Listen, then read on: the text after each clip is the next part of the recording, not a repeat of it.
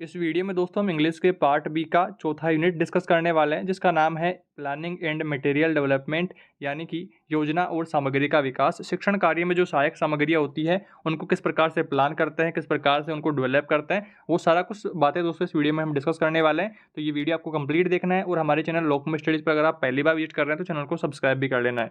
देखिए दोस्तों, इस यूनिट का पहला इंपॉर्टेंट क्वेश्चन है कि what is the importance of teaching ads.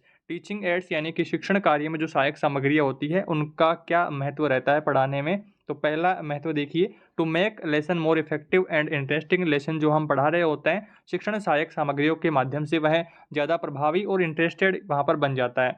Second है, it fixes the learning points in students memory permanent. जिस तरह से हम पूरी शिक्षण सहायक सामग्रियाँ उपयोग करके पूरा प्रैक्टिकल करके अगर बच्चों को समझाएंगे तो वो उनकी मेमोरी में परमानेंट वहाँ पर फिक्स हो जाएगा। आगे देखिए, तीसरा पॉइंट है, it helps to clear the concept. तो ये जो हम प्रैक्टिकल करके पूरी जो शिक्षण सामग्रियाँ हैं उनके माध्यम से बोर्ड पर प्रैक्टिकल करके दिखाएंगे तो फिर बच्चे जो हैं आसानी से उन अपने जो कॉन्सेप्ट है उसको क्लियर कर पाएंगे। चौथा पॉइंट है, increases the imagination of children. तो इससे क्या होगा कि चिल्ड्रन बच्चों की इमेजिनेशन पावर भी बढ़ेगी, कल्पना शक्ति भी उनकी बढ़ेगी। तो ये आपको सारे पॉइंट्स ऐड कर देने हैं। आगे बढ़ते हैं, अगला आपका इंपॉर्टेंट क्वेश्चन है, right the advantage of teaching ads, यानी कि शिक्षण सहायक सामग्रियों के क्या फ़ायदे हैं वो आपको लिखना है। तो पहला फ़ायदा है novelty healthy changes in the activities of the school. तो विद्यालय के जो क्रियाकलाप हैं, विद्यालय की जो एक्टिविटीज़ हैं उनमें नए नए बदलाव हमें देखने को मिलते हैं अगर हम पूरी शिक्षण सहायक सामग्रियाँ उपयोग में लाते हैं। अगला है, क्रिएट सिचुएशन टीचिंग लर्निंग। जो प्रोसेस होती है वो एक मीनिंगफुल अर्थ यानी कि अर्थपूर्ण बन जाती है और इससे बेस्ट मोटिवेशन मिलता है। क्लियरिटी, यहाँ पर पारदर्शिता रहती है। जब भी हम बच्चों को प्रैक्टिकल करके दिखाएंगे तो वहाँ पर कल्पना वाला मामला नहीं रहेगा, पूरा सटीक हमें जानकारी मिलेगी कि हाँ ये होता है, ये होता है, ऐसे होता है, सारा कुछ मामला क्लियरिटी में रहेगा। अगला देखिए, वेराइटी, यहाँ पर विविधता भी रहेगी, हम अलग अलग ऑप्शन देकर के बात कर पाएंगे। और छठा है, टाइम एंड एनर्जी सेवर। अगर पूरे प्रैक्टिकल करके हम बच्चों को दिखाएंगे, सारे कुछ शिक्षण सहायक सामग्रियाँ हमारे पास रहेंगी तो हम कम समय में सारा कुछ बातें जो है बच्चों के सारी कॉन्सेप्ट क्लियर कर पाएंगे। अदरवाइज तो हम फिर कल्पना में कहेंगे कि हाँ मान लो ऐसा हो गया, मान लो ऐसे हो गया, तो वो मामला नहीं रहेगा, वहाँ पूरा प्रैक्टिकल करके हम बच्चों को सिखा पाएंगे। रेनफोर्समेंट का अर्थ होता है सुदृढ़ीकरण, यहाँ पर रहेगा। और आठवां है, यूजफुल इन डेवलपिंग स्किल्स। तो अपनी जो स्किल्स हैं उनको डेवलप करने के लिए, उनको ठीक बढ़ाने के लिए यहाँ पर यूजफुल ये सारी जो शिक्षण सहायक सामग्रियाँ हैं वो होती हैं। तो इस तरह से दोस्तों आपको इसका आंसर करना है। आगे बढ़ते हैं, अगला आपका इंपॉर्टेंट क्वेश्चन है, explain the Herbartian steps of lesson planning. की जो हर्बर्टियन स्टेप्स हैं उनको आपको बताना है। यहाँ पर देखिए, क्रम वाइज आपको याद करने हैं। और हर्बर्टियन अगर आपको पूछता है तो ये 5 करना है, और अगर मॉडिफाइड पूछता है तो वो हम आगे डिस्कस करेंगे। यहाँ पर देखिए, पहला है प्रिपरेशन और इंट्रोडक्शन, यहाँ पर रहेगा। हम जब भी लेसन प्लान बनाते हैं तो स्टार्टिंग में इंट्रोडक्शन करते हैं कि हम विद्यालय का, फिर टॉपिक का नाम डालते हैं, क्लास डालते हैं, टाइम डालते हैं, वो सब कुछ सारी चीज़ें हम डालते हैं। और फिर उसके बाद में सेकंड आता है प्रेजेंटेशन, हम लेसन प्लान का करते हैं। फिर जनरलाइजेशन यानी कि उसका सामान्यकरण करते हैं, पूरी डिटेल बताते हैं। फिर एप्लीकेशन यहाँ पर आ जाता है, और फिर रिकेपिचुएशन यानी कि हमारा दोबारा से उसको रिकेप करते हैं, दोबारा से उसका सारी जो अर्थपूर्ण जो बातें हैं उनको वापस से यहाँ पर लिखते हैं। तो ये आपको ध्यान रखनी है, हर्बर्टियन स्टेप्स अगर आपको पूछता है तो ये 5 आपको लिखनी है। आगे बढ़ते हैं मॉडिफाइड स्टेप्स की ओर।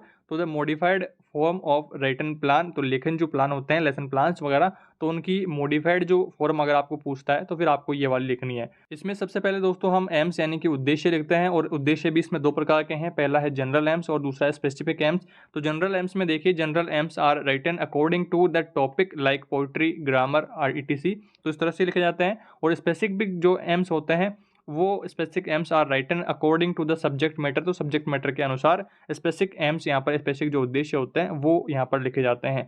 आगे बढ़ते हैं, सेकंड आएगा यहाँ पर इंट्रोडक्शन का। तो it makes relationship between previous knowledge और न्यू नॉलेज के बीच में ये जो है रिलेशनशिप क्रिएट कर देगा, जिससे हम कल्पना करके सारी कुछ बातें हैं उनको आपस में रिलेट कर पाएंगे। आगे देखिए, थर्ड पर आपको करना है प्रेजेंटेशन लेसन प्लान की। तो इसमें आपको लिखना है कि it develops the subject matter including teaching points, teaching activities और स्टूडेंट्स की एक्टिविटी जो होती है सबको मिला करके ये प्रेजेंटेशन पूरी तैयार करते हैं। आगे देखिए रिकेपिचुएशन। तो यहाँ पर देखिए रिकेप करते हैं, यानी कि कोल्ड इवेल्युएशन यानी कि मूल्यांकन के तौर पर यहाँ पर पूरी जो बातें हैं सारा कुछ उसको दोबारा से शॉर्ट में सारे पॉइंट्स को रिकेप करते हैं। अगला है 5वां पॉइंट, होम असाइनमेंट, यानी कि होम गृह गृह का जो कार्यभार होता है, लास्ट में हम लेसन प्लान को कंप्लीट करने के बाद में बच्चे को गृह कार्य देते हैं, ताकि वह जो हमने पाठ जो बच्चों को पढ़ाया है वो बच्चे घर जा के उसका रिवीजन कर पाएँ, इसलिए हम यहाँ पर होम असाइनमेंट देते हैं। This is the last part of the lesson plan. अगर आपको पूछे कि लास्ट पार्ट क्या है लेसन प्लान बनाने का मॉडिफाइड फॉर्म में, तो फिर आपको होम असाइनमेंट करना है। अगर आपको चौथा पार्ट पूछे, तीसरा पार्ट पूछे, तो सारे क्रम से आपको याद करने हैं, इसके भी और हर्बेटियन जो स्टेप्स हैं उनको भी, तो यह आपको ध्यान रखना है। आगे बढ़ते हैं दोस्तों, अगला आपका इंपॉर्टेंट क्वेश्चन होने वाला है, what is the different types of audio visual aids, यानी कि दृश्य श्रव्य जो एड्स जो सामग्रियाँ होती हैं उनके क्या-क्या टाइप्स हैं। तो यहाँ पर हम पहले बात करेंगे ऑडियो एड्स की। ऑडियो यानी कि आप जानते ही हैं, ऑडियो में हम अगर आप MP3 की बात करें तो वो ऑडियो में आता है, तो टेप रिकॉर्डर आ गया, रेडियो आ गया, ETC आ गया। अगर आपको और भी जानकारी है तो आप यहाँ पर लिख देंगे। आगे देखिए सेकंड में विजुअल एड्स यानी कि दृश्य जो होता है, दृश्य में देखिए ब्लैक बोर्ड आ गया, चार्ट्स आ गए, मैप आ गए, ड्राइंग आ गई, मॉडल्स आ गए, पिक्चर्स आ गई, टेक्स्ट बुक वगैरह, तो ETC आ गए यहाँ पर। और तीसरे नंबर पर है ऑडियो विजुअल एड्स यानी कि दृश्य श्रव्य जो दोनों हैं, तो video cassette player, television, film projector, ETC, आप मोबाइल का भी उदाहरण ले सकते हैं, दृश्य श्रव्य दोनों हैं। तो ये सारी कुछ बातें आपको यहाँ पर ऐड करनी है, इनका आपको ध्यान रखना है। कई बार परीक्षा में ये प्रश्न आया हुआ है। आगे बढ़ते हैं, अगला आपका इम्पोर्टेंट क्वेश्चन है, what is the importance of syllabus guidelines. Syllabus की जो गाइडलाइंस होती है उनका क्या महत्व रहता है। तो in Rajasthan at present English is talk from the very first standard, यानी कि स्टार्टिंग से ही हमें इंग्लिश पढ़ाना शुरू कर दिया जाता है। Syllabus for each class is based on the suggestions and guidelines provided by NCERT and NCF के द्वारा, यहाँ पर नेशनल करिकुलम फ्रेमवर्क आदि के द्वारा यहाँ पर तैयार किया जाता है। आगे देखिए यहाँ पर इसके जो कुछ मेन पॉइंट्स हैं वो हमें यहाँ पर ध्यान में रखने हैं। पहला पॉइंट है कि it gives meaning and purpose of teaching learning process, जो प्रोसेस सारी होती है सीखने सिखाने की, उसको यह एक ठीक प्रोसेस और पूरा पर्पज उद्देश्यपूर्ण यहाँ पर रहता है। सेकंड है टीचिंग सिस्टमेटिक तरीके से, पूरा व्यवस्थित तरीके से टीचिंग यहाँ पर करवाई जाती है। तीसरे नंबर पर है it helps the students for self study, यह स्टूडेंट्स को सेल्फ स्टडी में मदद करता है। चौथा पॉइंट है प्रिपेयर ग्राउंड फॉर राइटिंग, तो राइटिंग के लिए ग्राउंड तैयार करता है, बच्चों की जो कल्पना शक्ति है, कल्पनाशील बच्चों को बनाता है। पांचवा पॉइंट है presenting selected and graded topics, यहाँ पर जो मेन जो पॉइंट्स हैं जो बच्चों के आगे भविष्य में काम आएंगे, उनको नॉलेज देंगे, तो वो सारी कुछ बातें उनमें ऐड करी हुई होती है।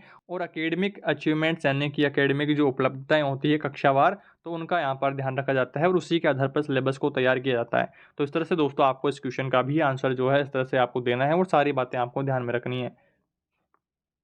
तो ये थे दोस्तों कुछ इंपॉर्टेंट प्रश्न जो आपकी परीक्षा के लिए वेरी इंपॉर्टेंट है। आई होप मैंने आपको ठीक तरीके से सारी बातें, सारी जो मीनिंग्स हैं उनके अर्थ समझा दिए हैं। फिर भी दोस्तों कोई मीनिंग अगर छूट जाती है, किसी मीनिंग का अर्थ मैं नहीं बता पाया हूँ, तो आप उसका गूगल से ट्रांसलेट करके हिंदी कर लेंगे और अपनी परीक्षा की तैयारियों को बेहतर बनाएंगे। इस वीडियो में दोस्तों इतना ही, जल्दी मिलेंगे अगले यूनिट के साथ। तब तक दोस्तों आप प्लेलिस्ट से जाकर के सारे जो वीडियोज़ हैं इनके वो आप देखें और अपनी तैयारी को बेहतर बनाएं। Thanks for watching this video.